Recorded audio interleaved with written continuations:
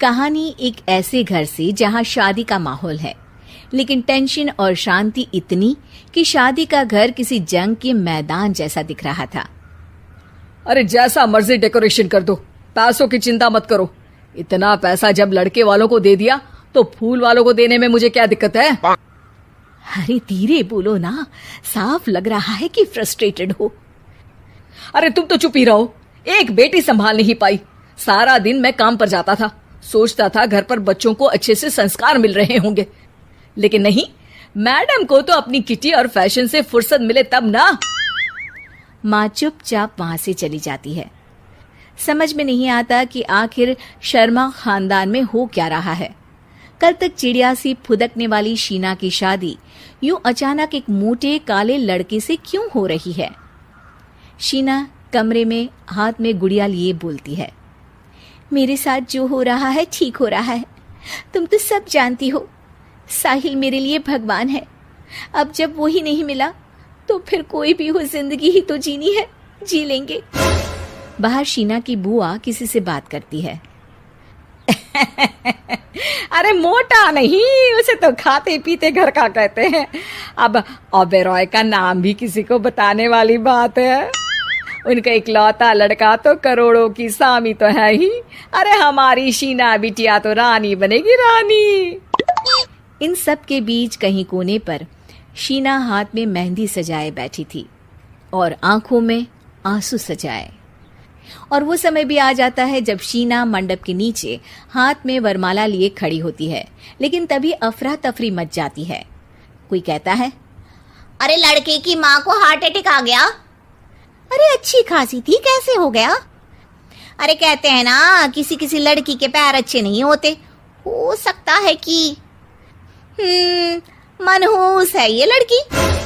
शीना पास खड़ी सब सुन रही थी। फिर शीना अपने कमरे में आ जाती है।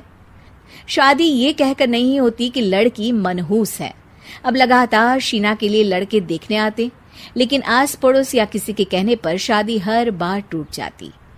लेकिन एक दिन, अंकल, मैं काफी दिनों से आपसे मिलने की कोशिश कर रहा था, लेकिन हिम्मत नहीं हो पा रही थी। अरे बेटा, हिम्मत तो हमारी टूटी पड़ी है। वैसे कौन हो तुम? अब मेरा नाम साहिल है अंकल। मैं शीना से प्यार करता हूँ और उसी से शादी करना चाहता हूँ। अरे अब तो किस जात के हो ये भी मायने नहीं रखता। बेटा, मेरी बेटी मनहूस है। ये सब कहते हैं कि इसीलिए उसकी शादी नहीं हो पा रही। अगर तुम शादी करने को तैयार हो तो ठीक है। शीना की शादी साहिल से हो जाती है। अगले दिन साहिल की माँ का देहांत हो जाता है और एक बार फिर लोग शीना को अपशकुनी कहने लगते हैं।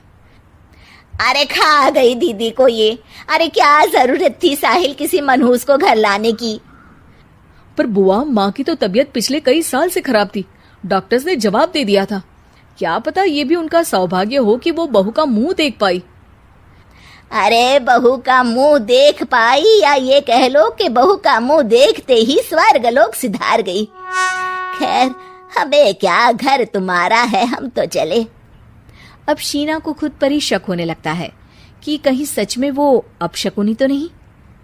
साहिल, हम दोनों की शादी नहीं हुई होती तो अच्छा था।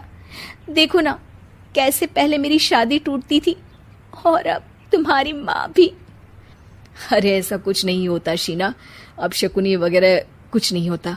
ये सब तो ईश्वर के खेल हैं। वो शादी तुम्हारी इसलिए टूट गई क्योंकि तुमको मेरी पत्नी बनाना था, और माँ का जाना तो तय था। वो काफी बुजुर्ग थी, साथ ही एक ऐसी बीमारी से जूझ रही थी जिसमें डॉक्टर्स भी उन्हें नहीं बचा पाते। शीना साहिल की बात सुनकर तसल्ली कर लेती है और वहां से चली जाती है। अगले दिन, शीना, अरे ओ शीना। क्या हुआ? उफ, कहीं फिर मेरी वजह से कोई नुकसान?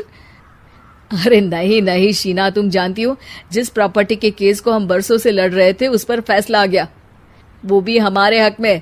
अब हम करोड़पति हो गए शीना। शीना शांत रहती है। अरे क्या हुआ? करोड़ पत्नी बनकर तुमको खुशी नहीं हुई? शीना की आंखों में पानी आ जाता है। चलिए जी, कुछ तो अच्छा हुआ मेरी जिंदगी में आकर आपके साथ। साहिल शीना को गले लगाकर कहता है, मेरी नई नौकरी भी तुम्हारे ही आने से लगी, ये प्रॉपर्टी का केस जीता, सब कुछ तो तुम्हारे आने के बाद ही हुआ। फिर तुम मनहूस कैसे? ये सुनकर शीना खुश हो जाती है।